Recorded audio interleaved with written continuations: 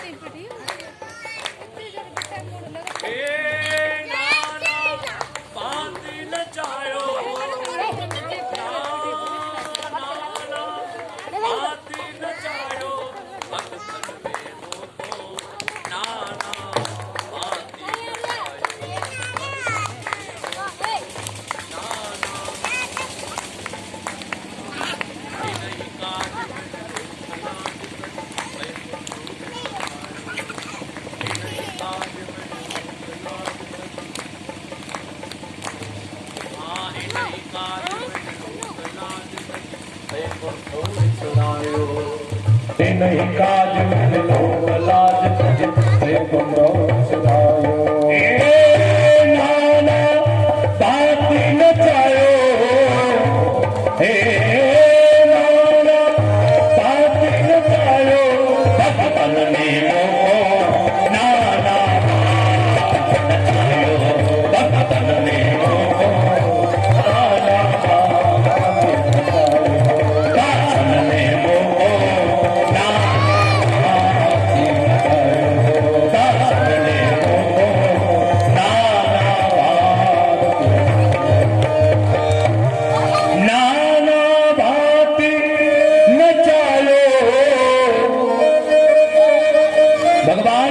भक्तों ने तो हमेशा हमें नचाया ही है। हम भगतन के भगत हमारे। अब विचार किया जाए, भक्तों के बिना भगवान कुछ भी नहीं है, और बिना भगवान के भक्त कुछ भी नहीं। मंदिर खूब सुंदर बना हो और उसमें जाने वाला एक भी भक्त न हो, क्या मंदिर की शोभा बढ़ेगी? अब कथा खूब सुंदर व्यवस्था करी गई हो, सुनने वाले श्रोता ही ना हो क्या अच्छा लगेगा। अब सुनने वाले खूब बैठे हो, सुनाने ही वाले समय से ना आए हो क्या अच्छा लगेगा। बिना भक्त के भगवान अधूरे हैं और बिना भगवान के भक्त अधूरे हैं। भक्त बिना ये कुछ भी नहीं है, भक्त बिना ये कुछ भी नहीं है। भक्त है इनकी शान, भगत के बस में है भगवान, भगत के बस में है, भगत के बस में है, भगत के। ओ भक्त बिना ये कुछ भी नहीं है, भक्त बिना ये कुछ भी नहीं है, भक्त बिना ये कुछ भी नहीं है, भक्त बिना ये कुछ भी नहीं है। भक्त है इनकी शान, भगत के बस में है भगवान, भगत के बस में है, भगत के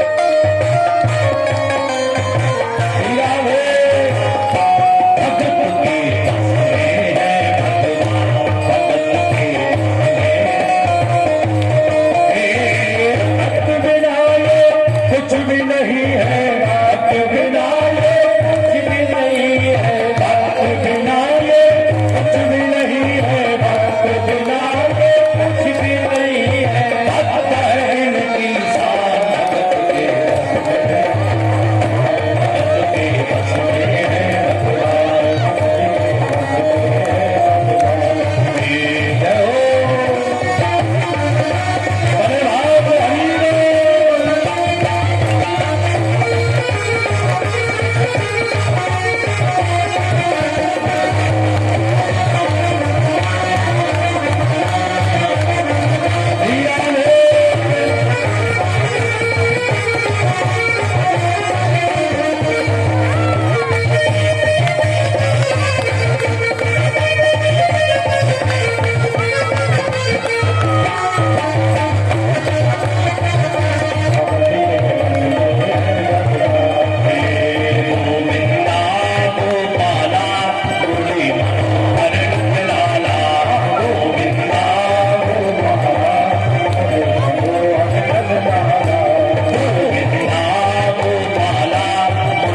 में है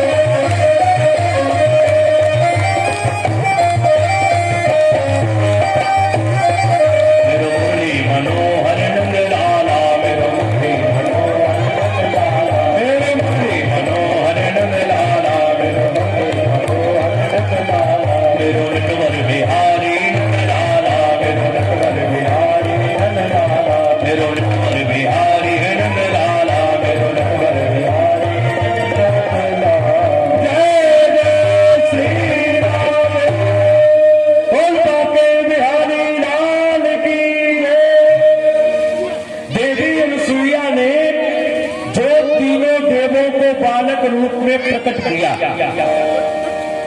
और देवी अनुसुईया आनंद भक्ति में भरकर एक एक गोपाल को भगवान को गोद में लेकर आए मैया ने तीनों को स्नान करवाया और तीनों का श्रृंगार किया।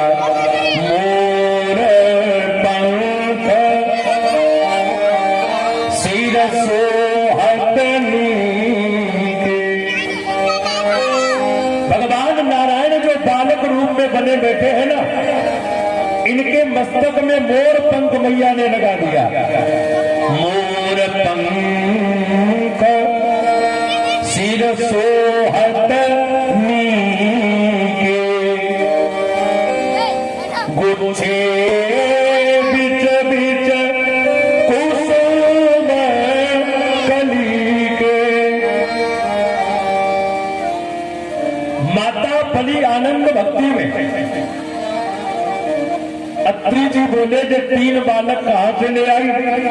देवी अनसुईया बोली जे बालक नहीं है। अत्री जी बोले फिर जे वही है जो हमारे आश्रम में आए थे देखा में। अच्छा, अत्री के आश्रम प्रभु गयो, सुनत महामुनि हर्षित भयो। अत्री जी के आश्रम में जब चित्रकूट में भगवान राम गए, अत्री जी ने भगवान राम को देखकर खूब उनके पांव पखारे और खूब बड़ी स्तुति गाई। नमामि भक्त वत्सलम, रामचरितमानस में दिया है। नमामि भक्त वत्सलम कृपालुशील कोमलम। हे भक्त वत्सल, हे कृपालु, हे शीलवान, आपके चरणों में प्रणाम है। और मालूम चित्रकूट पावन धाम में कामदगिरी के किनारे आज भी जो मंदाकिनी मां गंगा की धार बह रही है ना, ये अनसुईया देवी के द्वारा प्रकट की गई मंदाकिनी मां गंगा की धार है।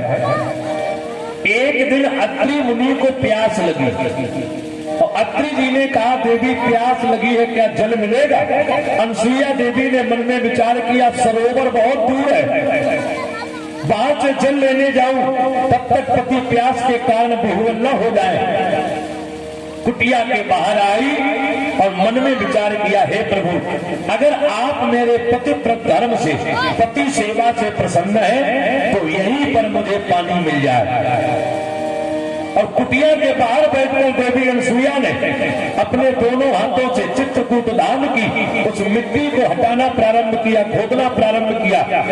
थोड़े स्थान की ही मिट्टी हटा पाई।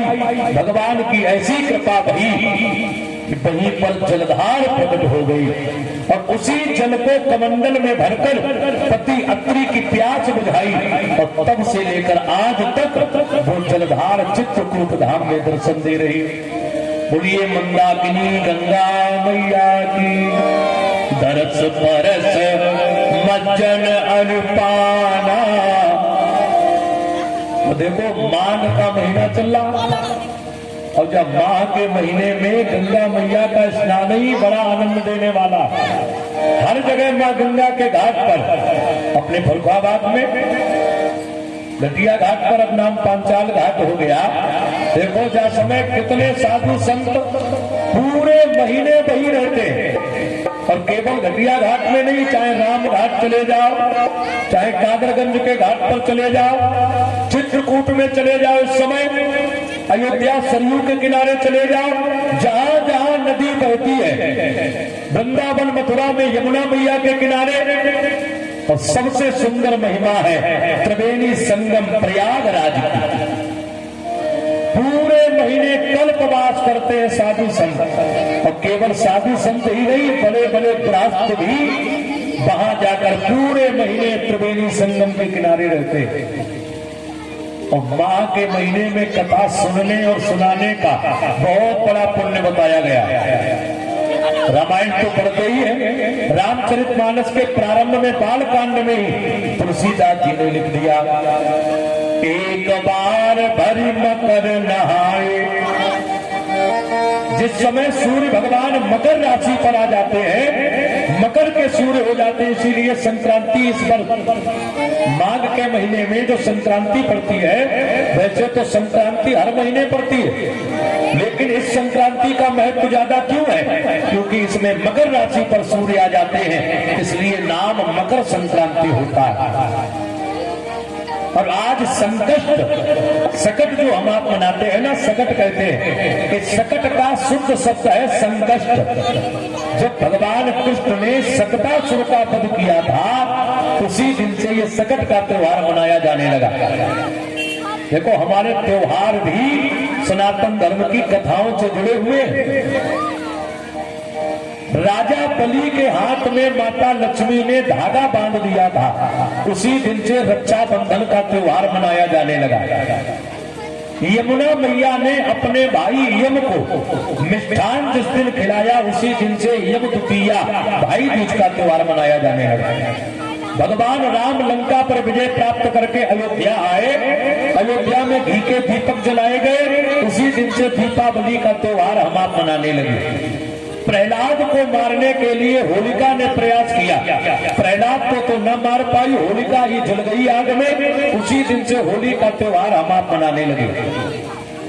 कार्तिक मास की अष्टमी तिथि को गोपाष्टमी मनाई जाती है, गौ माता के तिलक होता है। उस दिन भगवान कृष्ण पहली बार गायों को चराने गए थे और पहली बार भगवान ने गायों के तिलक किया, इसलिए भगवान का नाम गोविंद और गोपाल पड़ा। उसी दिन से गाय की पूजा हम आप करने लगे। तो बड़ा पावन यहाँ पर भाव है।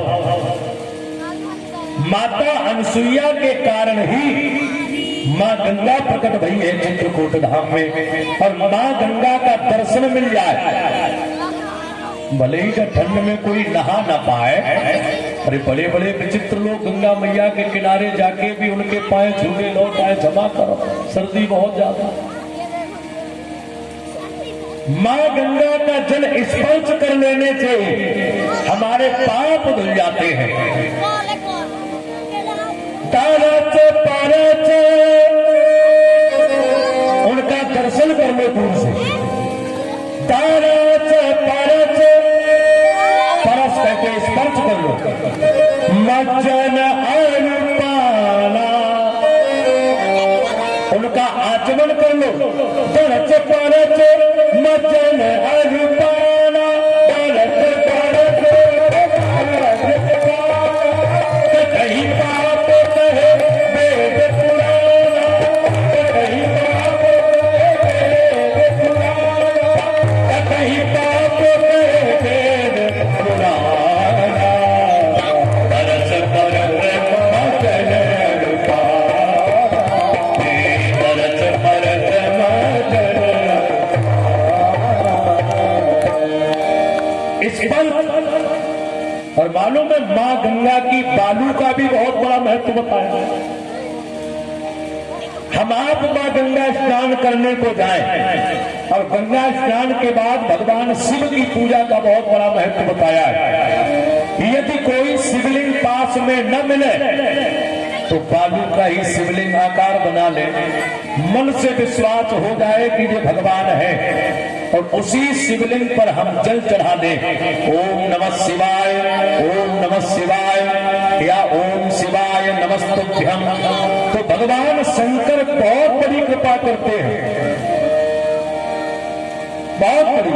काशी के तो साधु गाया करते हैं, बालू मिट्टी के बनाए भोलेनाथ, चढ़ाओ लोटा जल भर के। बालू मिट्टी के बनाए भोलेनाथ, चढ़ाओ लोटा जल भर के। बालू मिट्टी के बनाए भोलेनाथ, चलाओ लोटा जल भर के। बालू मिट्टी के बनाए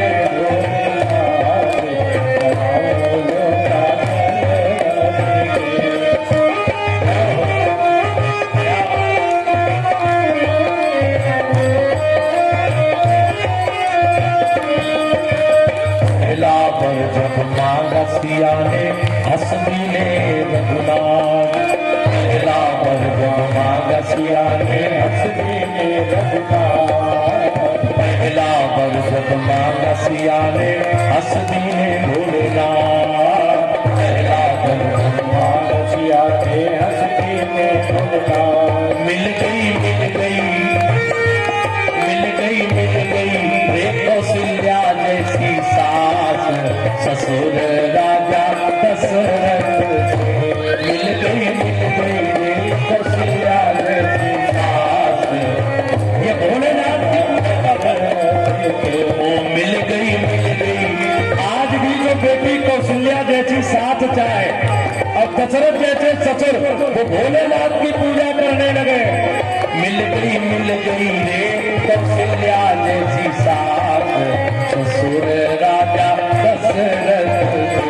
मिल गई रे कौशल्या जैसी साथ ससुर राजा दशरथ। वो बालू मिट्टी के बनाए भोलेनाथ चढ़ाओ लुटा के। वो बालू मिट्टी के बनाए भोलेनाथ चढ़ाओ लुटा के। तो भगवान शिव की पूजा की बहुत बड़ी महिमा का वर्णन दिया गया। और वही माँ गंगा, देखो गंगा मैया को भी अभिमान हो गया था। जिस समय भागीरथ जी ने मां गंगा को प्रसन्न किया, इनसे पहले जो इनके पूर्वज थे नवग, नाभाग, अम्बरीश, मानधाता, त्रिशंकु, हरिश्चंद्र, रोहित, हारीत, चंप, सुदेव, दुकट, भानु, बहुत प्रयास किया लेकिन एक से भी मां गंगा रिझी नहीं। अब जब भागीरथ जी पर गंगा मैया रीझ गई तो एकदम मां गंगा प्रकट होकर बोली, हे भागीरथ मैं तुमसे प्रसन्न हूं, पृथ्वी पर आना तो चाहती हूं लेकिन मेरे वेग को कौन रोक पाएगा। जब धराधाम पर मेरे वेग को रोकने की काऊ में सामर्थ्य नहीं है, तासे मैं आ नहीं सकती।